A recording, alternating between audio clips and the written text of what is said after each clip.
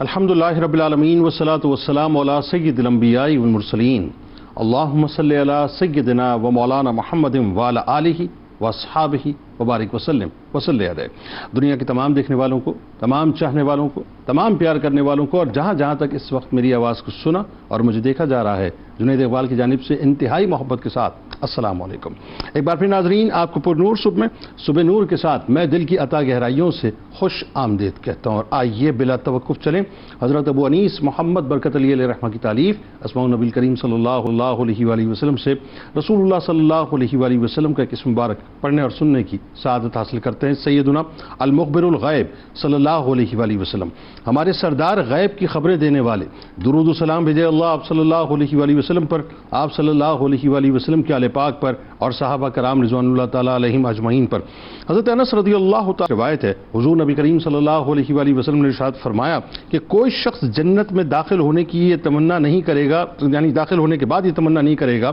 کہ اسے دنیا میں لوٹایا جائے یا دنیا کی کوئی چیز دی جائے سوائے شہید کے، کہ وہ تمنا کرے گا کہ وہ دنیا میں لوٹایا جائے اور 10 بار شہید کیا جائے۔ ناظرین کرام، آج ایک ایسی ہی ہستی کی بارگاہ میں ہم انشاءاللہ مل کے چلیں گے کہ جنہوں نے رسول کریم صلی اللہ علیہ وآلہ وسلم کی ختم نبوت پر اور ناموس رسالت پر اپنے آپ کو قربان کر دیا۔ پہلے تو ایک بات ذہن میں رکھیے کہ انسان خود اپنے آپ کو اچھا سمجھے،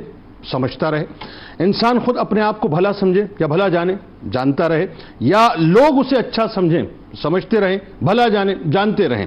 پیمانہ اس وقت بنے گا اور اس وقت بنتا ہے ناظرین جب اسے اللہ کی بارگاہ سے اچھا ہونے کی سند ملے۔ اور اس سند کے بارے میں ناظرین ذہن میں رکھیے کہ کل بروز محشر ہی پتہ چلے گا کہ کون کتنا اچھا ہے اور کون کتنا مقبول بارگاہ ہے۔ مگر آج مصطفی کہکشاں کے ایک ایسے حسین ترین تارے اور انتہائی روشن تارے کی بارگاہ میں چلتے ہیں اور ہدایت پیش کرتے ہیں جو سچوں کے سچے اور اچھوں کے اچھے کی زبان مبارک سے اچھے تھے، جو سرور دو جہاں صلی اللہ علیہ وآلہ وسلم کے اسپوکس پرسن بنے، جو کفار کے سامنے اسلام کے اسپوکس پرسن بنے، جو خطیب دربار رسول صلی اللہ علیہ وآلہ وسلم کی مسند پر تشریف فرما ہوئے انصاریوں کا فخر بنے اور قبیلہ خزرج کی پہچان یعنی اس کی آئیڈینٹی بن گئے، جن کو ناظرین اس کائنات کے سب سے اچھے اور اس کائنات کے سب سے سچے آقا و مولا صلی اللہ علیہ وآلہ وسلم نے جنت کی بشارت عطا فرمائی ہے، جنہوں نے اس کائنات میں سب سے عظیم مشن یعنی ختم نبوت و ناموس رسالت صلی اللہ علیہ وآلہ وسلم کے مشن پر اپنے آپ کو قربان کر کے اور شہیدان یمامہ کی عظیم ترین صف میں اپنے آپ کو شامل کر کے اجر و ثواب کی دنیا میں ناظرین وہ سودا کر لیا،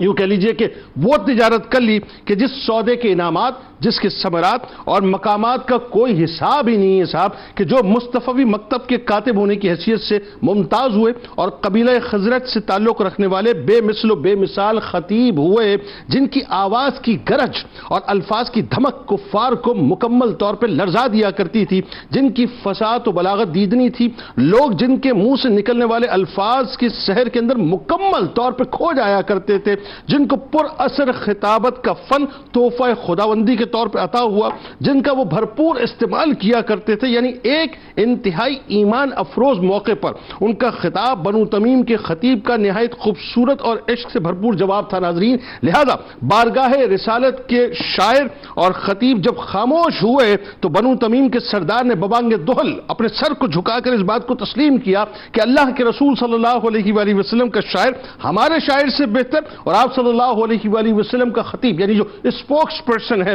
وہ ہمارے خطیب سے اعلیٰ و افضل ہے۔ ناظرین کرام، اللہ تعالیٰ نے حضرت ثابت بن قیس رضی اللہ تعالیٰ عنہ کو بڑی صلاحیتوں سے نوازا تھا، جو شاعر بھی تھے، پڑھنا لکھنا بھی جانتے تھے اور اعلیٰ درجے کی عقل سلیم اور فراست کے مالک بھی تھے۔ حضرت مصعب بن عمیر رضی اللہ تعالیٰ عنہ کی دعوت پر مدینہ پاک میں اولین ایمان لانے والے حضرت ثابت بن قیس رضی اللہ تعالیٰ عنہ مدینہ منورہ کے سب سے معزز، مشہور اور بڑے قبیلے یعنی خزرج کے سرداروں میں سے تھے۔ اللہ تبارک و تعالیٰ نے ظاہر ہے آپ کو ایک بہت مقام اور مرتبہ عطا کیا تھا اور آپ کا ایک انتہائی بلند اسٹیچر تھا اس زمانے میں مدینہ پاک میں، ذہانت میں، فطانت میں، فہم و فراست میں، علم و حکمت میں، شیریں کلامی میں حاضر جوابی ہوں، یعنی انسٹنٹ جواب دیا کرتے تھے آپ۔ زور خطابت میں آپ کا کوئی ثانی نہیں تھا، یعنی آپ کی کوئی مثل نہ تھا۔ آپ رضی اللہ تعالیٰ عنہ میں ناظرین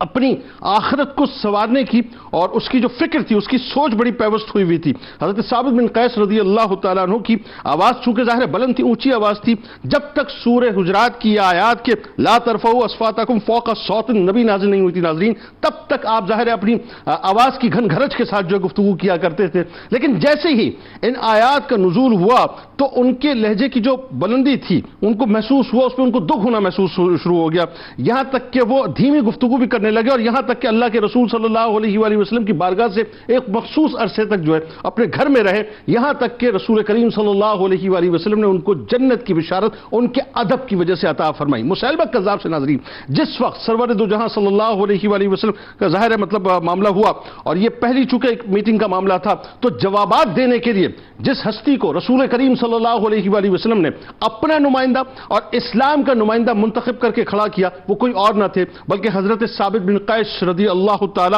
عنہ تھے۔ ایک مرتبہ حضور نبی کریم صلی اللہ علیہ وآلہ وسلم نے حضرت ثابت بن قیس رضی اللہ تعالی عنہ کا ناظرین جذبہ دین اور دین کے ساتھ وفاداری کا عالم دیکھا تو آپ نے خاص طور پہ فرمایا کہ تم نہیں چاہتے کہ قابل رشک زندگی جیو اور تمہیں شہادت کی موت نصیب ہو اور تمہیں جنت میں داخلہ دیا جائے؟ یہ سوال کوئی اور نہیں کر رہا بلکہ سرور دو جہاں صلی اللہ علیہ وآلہ وسلم کا یہ سوال تھا، تو آپ نے انسٹنٹلی سر جھکا کے عرض کیا کہ کیوں نہیں یا رسول کریم صلی اللہ علیہ وآلہ وسلم۔ حضرت ثابت بن قیس رضی اللہ تعالیٰ عنہ ناظرین انتہائی نڈر تھے، انتہائی بہادر تھے، اور جرت اور شجاعت کو یوں سمجھ لیجئے کہ چلتا پھرتا پیکر تھے۔ صرف غزوہ بدر میں شریک نہ ہوئے، احد میں، بیت رضوان میں، اور اس کے بعد جتنے بھی مارکے پیش آئے اس میں آپ شریک بھی رہے، بلکہ فدا کا ابی و امی یا رسول اللہ صلی اللہ علیہ وآلہ وسلم کے تصور کے ساتھ شریک رہے۔ آپ رضی اللہ تعالیٰ عنہ ناظرین انتہائی جواں مرد تھے۔ سیدنا صدیق اکبر رضی اللہ تعالیٰ عنہ کے دور میں آپ جانتے ہیں کہ جس وقت جھوٹے مدعی نبوت مسیلمہ کذاب کے خلاف علم جہاد کو بلند کیا گیا تو مجاہدین اسلام کو جب تیار کیا گیا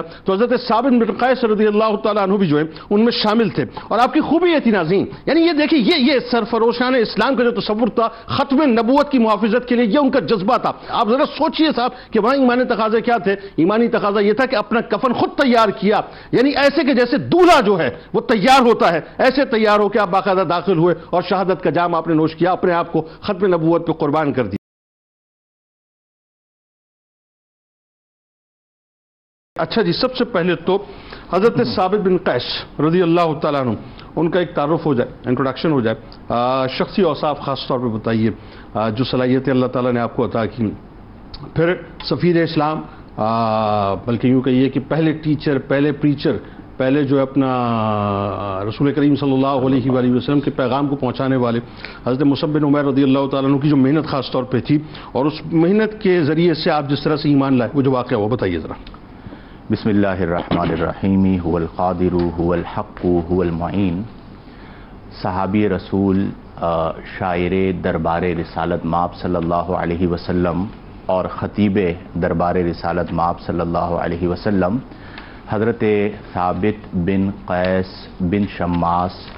بن زبیر بن مالک بن امرؤ القیس رضی اللہ عنہ کا آپ ذکر کر رہے ہیں،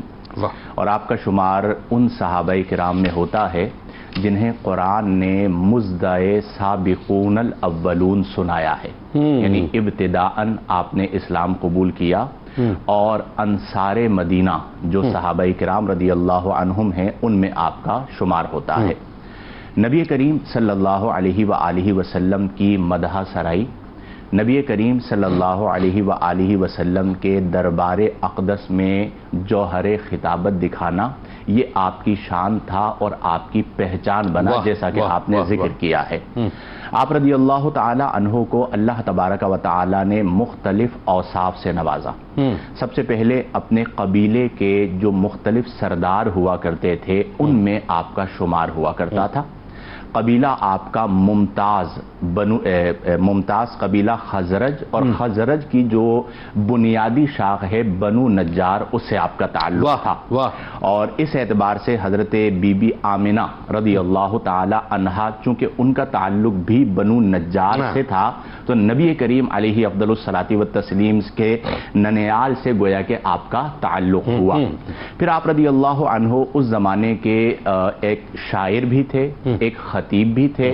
اور زبان و بیان میں بھی آپ کو بڑی مہارت حاصل تھی. یہ بھی یاد رکھیں کہ جب ہم آپ کو شاعر کہہ رہے ہیں تو ہم آپ کو عجمی نہیں عربی شاعر کہہ رہے ہیں, اور جس زمانے کا شاعر کہہ رہے ہیں اس زمانے کا شاعر ہونا یہ بہت بڑی بات ہے. ہمارے یہاں درس نظامی میں ایک کتاب پڑھائی جاتی ہے سبع معلقات, جس کا مصنف ہے امراء القیس, اور وہ آپ کے آبا کے اندر شمار ہوتا ہے. امراء القیس کا میں نے ابھی ذکر کیا کہ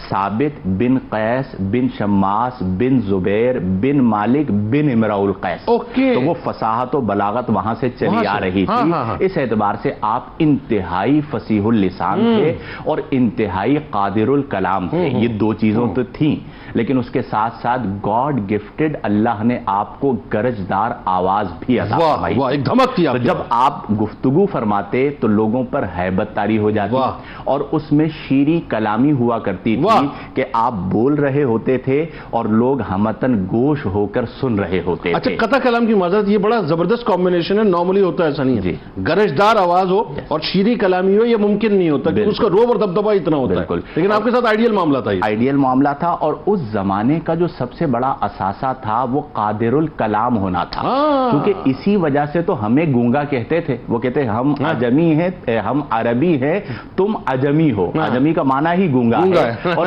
قرآن کریم جو بطور معجزہ نبی کریم صلی اللہ علیہ وسلم کو عطا کیا گیا,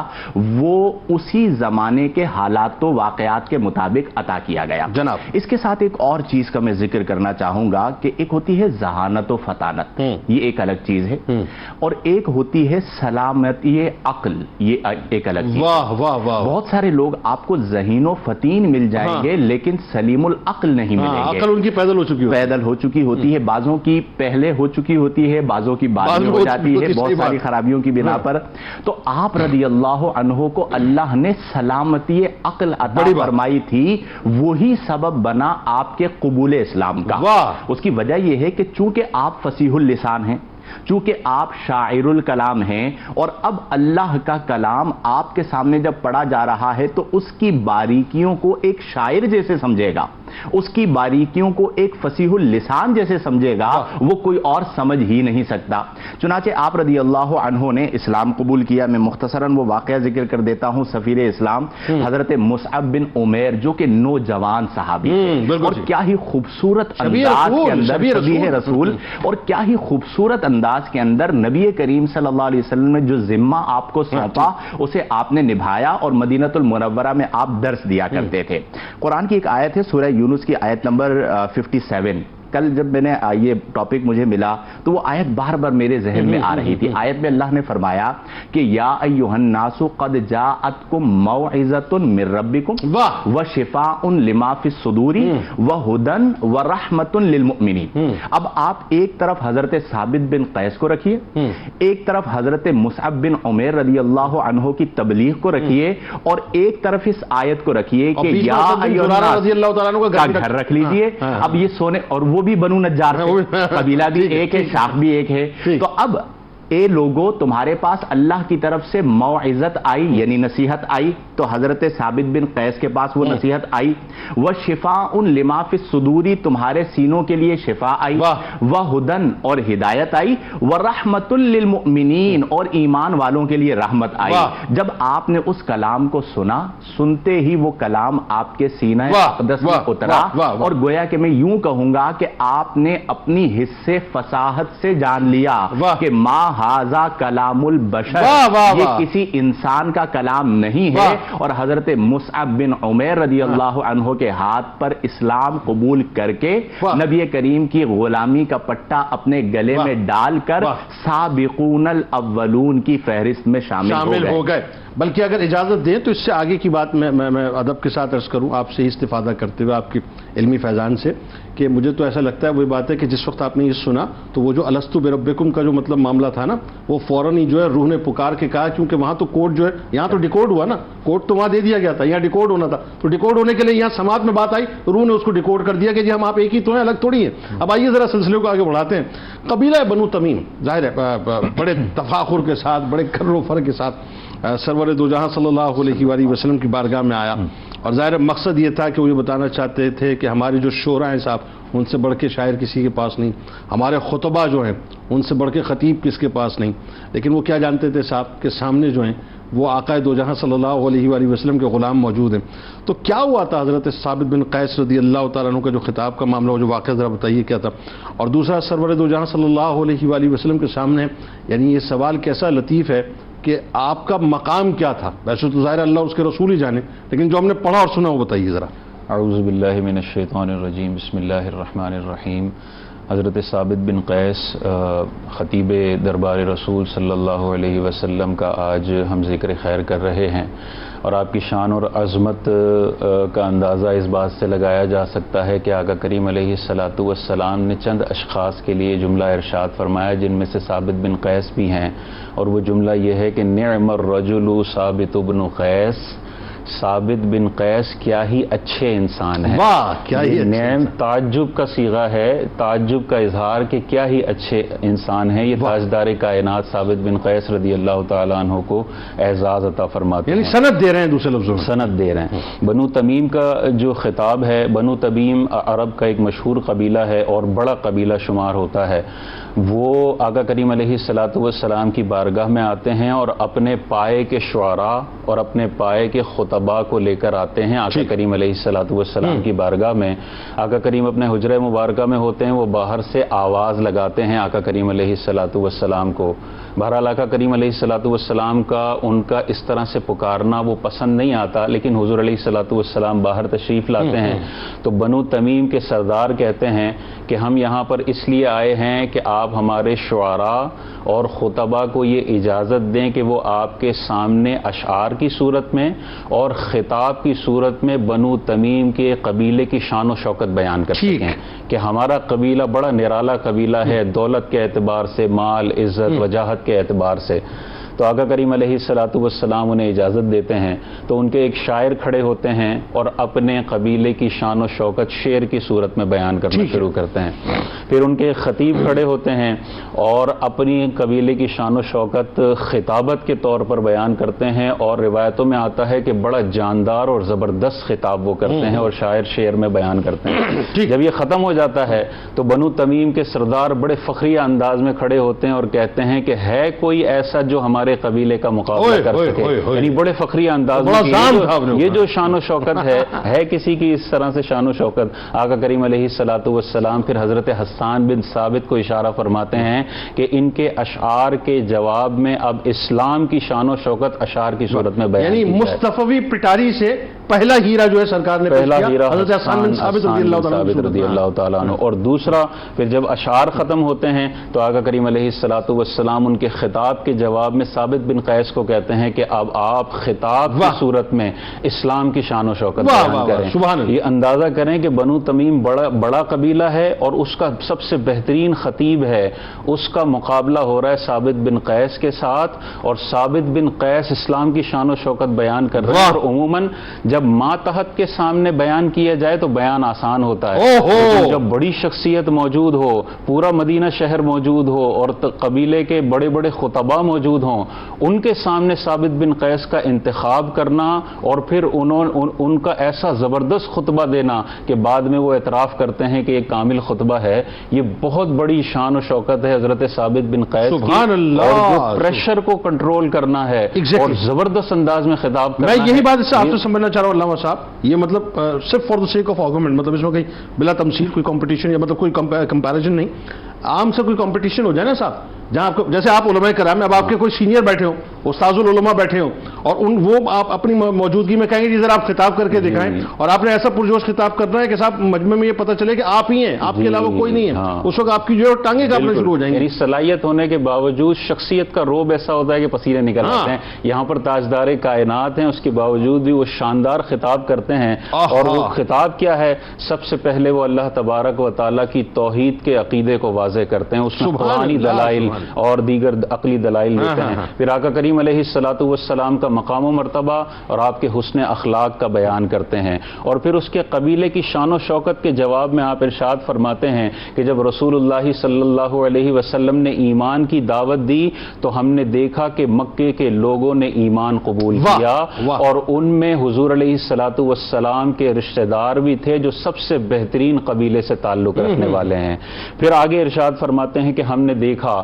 کہ مکے کے حسب و نسب کے لحاظ سے سب سے بہترین لوگ جو اپنے آپ کو سب سے بہترین سمجھتے تھے انہوں نے آقا کریم علیہ الصلوۃ والسلام کی غلامی اختیار کی ہے. پھر ہم نے دیکھا کہ مکے کے خوبصورت چہرے والے لوگ آقا کریم علیہ الصلوۃ والسلام کی غلامی میں آ کے اپنا سب کچھ قربان کر دیتے ہیں. پھر ہم نے دیکھا کہ آقا کریم علیہ الصلوۃ والسلام کی غلامی میں وہ لوگ بھی آئے جو اعمال کے اعتبار سے اپنے آپ کو سب سے بہترین سمجھتے تھے, وہ بھی حضور علیہ الصلوۃ والسلام کی دعوت تبلیغ کے بعد ان پر سب کچھ قربان کرنے کے لیے تیار ہو گئے. یعنی حسب لے لیں, نسب لے لیں, خوبصورتی لے لیں, اعمال لے لیں, جو سب سے بہترین لوگ تھے انہیں میں نے آقا کی غلامی میں دیکھا ہے. آپ کا قبیلہ بڑا ہے لیکن آپ سے بڑے بڑے لوگوں کو آقا کی غلامی میں ہم نے دیکھا ہے. یہ سارا خطاب کرنے کے بعد وہ مالک جو ہے وہ کھڑے ہوتے ہیں. پہلے بوانگ دوہل کہہ رہے تھے ہے کوئی ایسا خطاب کرنے والا, دوسری ہو گئی. اب کہتے ہیں کہ یقیناً ہمارا شاعر حضور علیہ الصلوۃ والسلام کے شاعر کا مقابلہ نہیں کر سکتا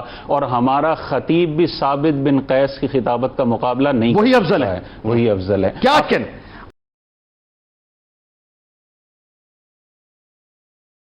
آپ کی شجاعت, آپ کی بہادری, غزوات میں شرکت, اور کیا آپ کو جو ٹائٹل ملا رہتی دنیا تک, اس سے زیادہ عظیم ٹائٹل صاحب اس کائنات کا کوئی ہو ہی نہیں سکتا کہ محافظ ختم نبوت, شہید ختم نبوت, شہید یمامہ. تو وہ جو شہادت کا جام نوش کیا. لیکن ایک انوکھا واقعہ اور آپ کی ظاہر مطلب ہستی کے ساتھ جڑا ہوا ہے اور یہ آپ ہی کے ساتھ ہے, اور ایسی کوئی مثال نہ پہلے تھی نہ بعد میں کبھی ملے گی کہ شہادت کے بعد وصیت کر رہے ہیں. کیسی بات ہے, بتائیے ذرا.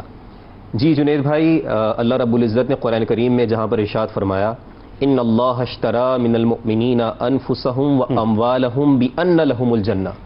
بے شک اللہ رب العزت نے ایمان والوں سے ان کی جانوں کو, ان کے مالوں کو خرید لیا, اس کے عوض انہیں جنت عطا فرمائی. تو سیدنا ثابت بن قیس رضی اللہ تعالیٰ عنہ کی زندگی اس کی ایک عملی مثال ہے. اور آپ یہ دیکھیں کہ اللہ رب العزت نے اپنے محبوب صلی اللہ علیہ وسلم کو حکم دیا ہے حرض المؤمنین علی القتال, کہ قتال کے لیے, جہاد فی سبیل اللہ کے لیے ایمان والوں کو ترغیب دیجئے, انہیں موٹیویٹ کیجئے. تو رسول اللہ علیہ الصلوۃ والسلام اپنے پیارے صحابی کو کس طرح ترغیب دیتے ہیں, آپ سے سوال کرتے ہیں. اچھا یہ بھی دیکھیں, دو تین طریقے ہیں کسی کو ترغیب دینے کے لیے. ایک تو ہوتا ہے براہ راست آپ حکم دے دیں, دوسرا ہے کہ اس سے پوچھیں, سوال کے ذریعے سے اس کی دل کی خواہش کو سامنے لے جائیں تاکہ وہ بھی سند بن جائے رہتی دنیا کے لیے. تو آپ علیہ الصلوۃ والسلام سوال کرتے ہیں کہ اے ثابت بن قیس, کیا تم نہیں خواہش رکھتے کہ تم قابل رشک زندگی گزارو, عام زندگی نہیں, ایک آرڈینری لائف نہیں گزارنی, قابل رشک زندگی گزارو اور اللہ کی راہ میں شہید ہو اور تم جنت میں داخل ہو جاؤ, کیا نہیں چاہتے ایسی زندگی؟ آپ نے عرض کیا یا رسول اللہ کیوں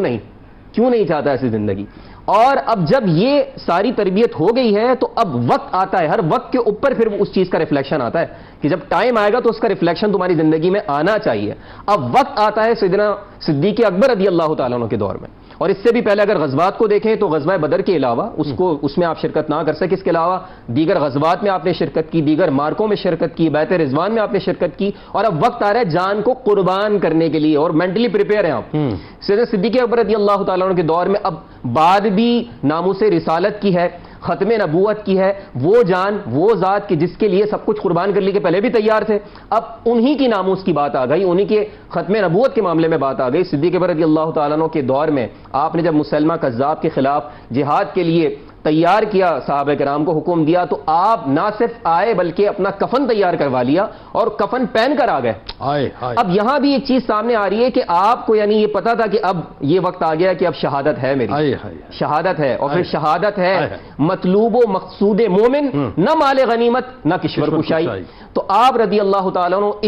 اسی مارکے میں جنگ یمامہ کے اندر مسلمہ کذاب اور اس کے ساتھیوں کے خلاف لڑتے ہوئے آپ شہید ہوئے ہیں. اب وہ والی بات ہے کہ جو بالکل انپریسیڈنٹڈ بات ہے, اس کی کوئی مثال نہیں ملتی کہ شہادت کے بعد وصیت ہو رہی ہے. اب یہ معاملہ کیا, اس کو شارٹلی بیان کر دیتے ہیں کہ آپ کی صاحبزادی بیان کرتی ہیں کہ شخص کے خواب میں آپ رضی اللہ تعالیٰ عنہ آئے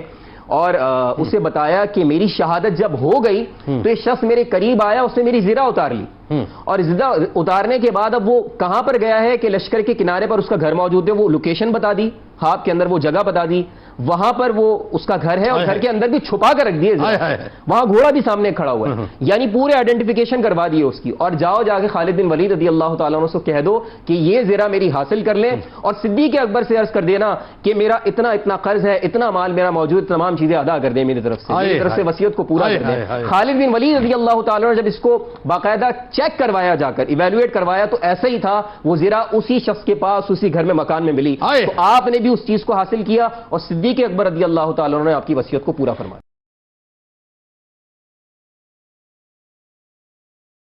ذرا بتائیے مفتی صاحب کہ آپ کی جو ذات کے اندر خاص طور پہ خوف خدا کا بھی عنصر تھا. ایک تو یہ کہ یہ جو واقعہ جو ابھی پروفیسر صاحب بیان کر رہے تھے, یہ ایک ایسا واقعہ ہے صاحب کہ جس میں ادب مصطفیٰ, خوف خدا سبھی کچھ مطلب رچا بسا ہوا ہے, لیکن وہی بات ہے کہ آپ کی ہستی میں عاجزی, انکساری, خوف خدا اور اپنی آخرت کا خوف, باوجود اس کے کہ سرور دو جہاں نے کئی مرتبہ آپ کو جنت کی مطلب بشارت دے دی, اب ختم ہو گئی بات. بتائیے ذرا. دیکھیں, بنیادی طور پر خوف خدا, عاجزی اور انکساری, ان تینوں چیزوں کا تعلق ہے سلامتی عقل کے ساتھ. واہ. چونکہ آپ فطرتاً طبیعتاً سلیم العقل ہیں تو اللہ نے آپ کو یہ تینوں چیزیں عطا فرمائی. اب چونکہ آپ قرآن کریم فرقان حمید کی تلاوت کیا کرتے تھے اور جو احکام قرآن میں آئے وہ آپ کی نظروں سے گزرتے, ایک جانب یہ پہلو ہے. دوسری جانب چونکہ آپ شاعر بھی ہیں اور خطیب بھی ہیں, تو آپ کو پتہ ہے کہ جو شاعر ہوتا ہے اسے داد ملتی ہے, اور جب خطیب اچھی خطابت کرتا ہے تو لوگ واہ واہ کرتے ہیں, اور اس کی وجہ سے طبیعت میں عجب پسندی پیدا ہوتی ہے.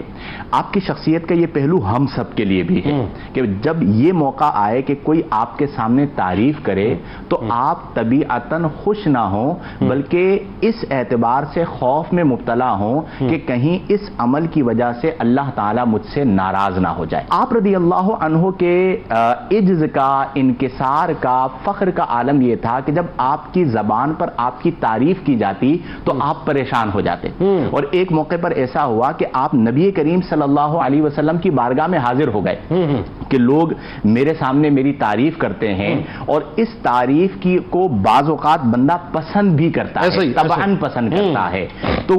کہیں ایسا نہ ہو کہ اس پسندیدگی کی وجہ سے رب مجھ سے ناراض ہو جائے. کیونکہ ایک ہے عمل کرنا اس لیے کہ لوگ کہیں کیا ہی آدمی ہے, کیا ہی عمل کیا ہے, کیا ہی گفتگو کی ہے, یا کیا ہی کتاب لکھی ہے, یا کیا ہی تدریس کرتا ہے. اور ایک یہ ہے کہ بندہ عمل کرے اس کے پیش نظر صرف یہ ہو کہ میرا رب مجھ سے راضی ہو جائے.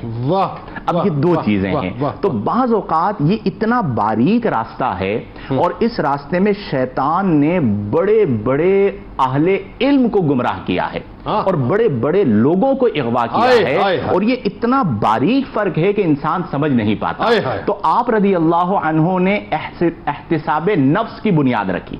اپنا محاسبہ خود فرمایا. وہ جو ہمارے یہاں صوفیہ کے اصطلاح ملتی ہے نا, محاسبہ نفس, تو اگر آپ حضرت ثابت بن قیس رضی اللہ عنہ کی اس بات کو دیکھیں تو محاسبہ نفس کا آغاز آپ کی ذات سے یوں ہوتا ہے کہ آپ اپنے نفس کا محاسبہ کرتے ہیں, اور نبی کریم علیہ افضل الصلاۃ والتسلیم کی بارگاہ میں وہ چیز رکھتے ہیں. تو نبی کریم صلی اللہ علیہ وسلم کی عظمت پر قربان کہ آپ اپنے ساتھی کو تسلی دیتے ہیں, حضرت ثابت بن قیس کو تسلی دیتے ہیں اور فرماتے ہیں کہ اے ثابت, کیا تم اس بات کو پسند نہیں کرتے کہ تم ایک قابل تعریف زندگی گزار کر جاؤ؟ یہ جو خیال تمہارے دل میں آ رہا ہے اس کی وجہ سے پریشان نہ ہو. تم اس چیز کو پسند نہیں کرتے کہ تمہاری تعریف کی جائے, لیکن تم میں اللہ نے خوبی یہ رکھی ہے کہ لوگ تمہاری تعریف کرتے ہیں. اب دو چیزوں میں فرق آ گیا کہ ایک جو بندہ ہوتا نہیں ہے وہ کہتا ہے لوگ مجھے کہیں, اور ہمارے یہاں بہت سارے طبقات ہیں جو کہلواتے ہیں. وہ ہمارے یہاں محاورتاً کہا جاتا ہے کہ پیر صاحب نہیں اڑتے, مرید اڑاتے ہیں. ٹھیک ہے, تو خوبی کچھ بھی نہیں ہے, ایک ماحول بنا دیا کہ جی انہیں اوپر لے کر جائیں. لیکن ایک یہ ہے کہ اللہ نے آپ کو خوبی عطا فرمائی, اور جو سب سے بڑے خوبی والے وہ یہ بتا رہے ہیں تم میں خوبی ہے. آپ بولتے ہیں تو زمانہ سنتا ہے, اور جب آپ بولتے تھے تو عرب سنتے تھے, اور وہ عرب صحابیات کہ جنہیں اپنی زبان دانی پر ناز ہوا کرتا تھا. ابھی قبیلہ بنو تمیم کا ذکر ہوا کہ اس قبیلے کے بڑے شعراء اور بڑے خطبہ کہتے تھے کہ انہوں نے ہم سے اچھی گفتگو کی ہے. تو جب اللہ نے صلاحیت دی ہو اور پھر لوگ بول رہے ہوں تو عاجزی کے ساتھ اس پر اللہ کا شکر ادا کریں اور عجز اور انکساری کو اختیار کریں. اسی بات کو ہمارے آقا کریم علیہ افضل الصلاۃ والتسلیم نے فرمایا کہ من تواضع للہ فقد رفعہ اللہ، کہ جو اللہ کے لیے تواضع کرتا ہے اور جو سلیم العقل ہوگا نا جنید بھائی، وہ اپنی اصل کو یاد رکھے گا. اس کا جیسے جیسے مقام بڑھتا چلا جائے گا اس کی عاجزی کے اندر اضافہ ہوتا چلا جائے گا. تو چونکہ آپ نے بھی عجز و انکساری کو اختیار کیا تو اللہ نے آپ کو بلندی اور عروج عطا فرمایا، اور وہ ایسا عروج ہے جو آپ کے وصال پر ختم نہیں ہوا. آج 1450 سال کے بعد آپ کا ذکر ہو رہا ہے اور قیامت تک ہوتا رہے گا. بہت شکریہ. آپ تینوں احباب کا آپ تشریف لائے. کتاب الشفا مصائب و آلام سے نجات آپ کو بتلاتے ہیں کیسے ہو. رسول کریم صلی اللہ علیہ وآلہ وسلم نے فرمایا کہ جو شخص صبح و شام 3 بار قرآن پاک کی آخری 3 صورتیں سورہ اخلاص، سورہ فلق، سورہ ناس پڑھنے کا معمول بنا لیتا ہے تو اللہ تبارک و تعالیٰ اسے ہر طرح کے مصائب و آلام سے محفوظ و مامون رکھتا ہے. حضور غوث الاعظم دستگیر رضی اللہ تعالیٰ عنہ کا قول مبارک ہے کہ جب تم نبی کریم صلی اللہ علیہ وآلہ وسلم کے اسوہ حسنہ کی تابعداری کرو گے تو تمہیں آخرت میں آپ صلی اللہ علیہ وآلہ وسلم کی مصاحبت نصیب ہوگی. ثابت بن قیس وہ پیارے خطیب مصطفیٰ، ثابت بن قیس وہ پیارے خطیب مصطفیٰ، شاعر شاہد عالم کاتب وحی خدا، شاعر شاہد عالم کاتب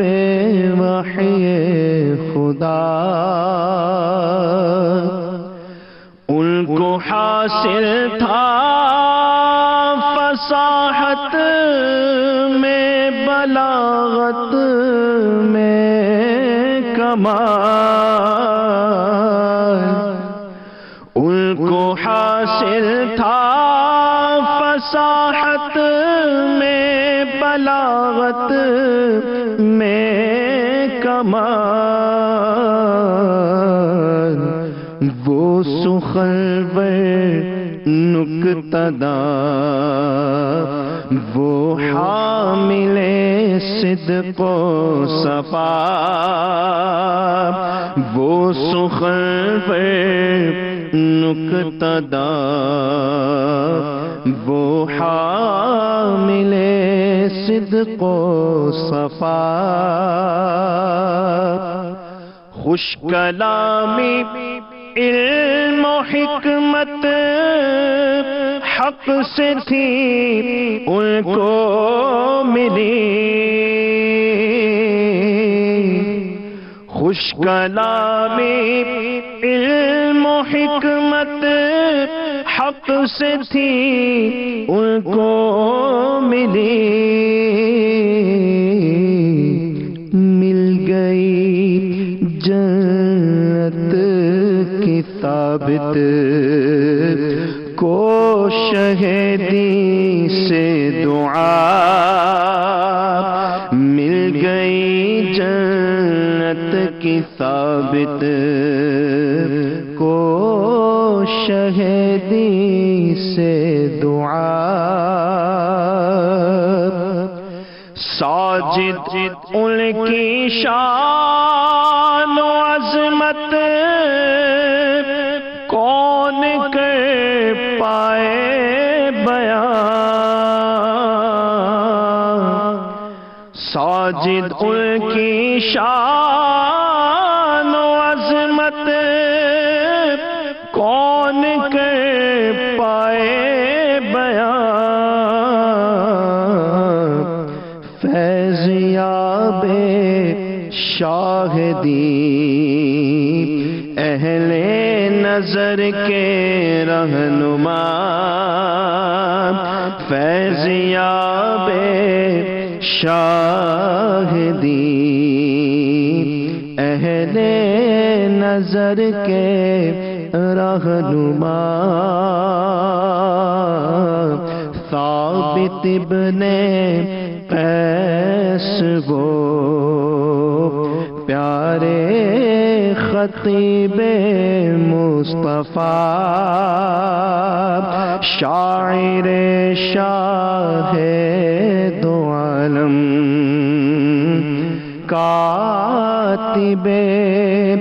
وحی خدا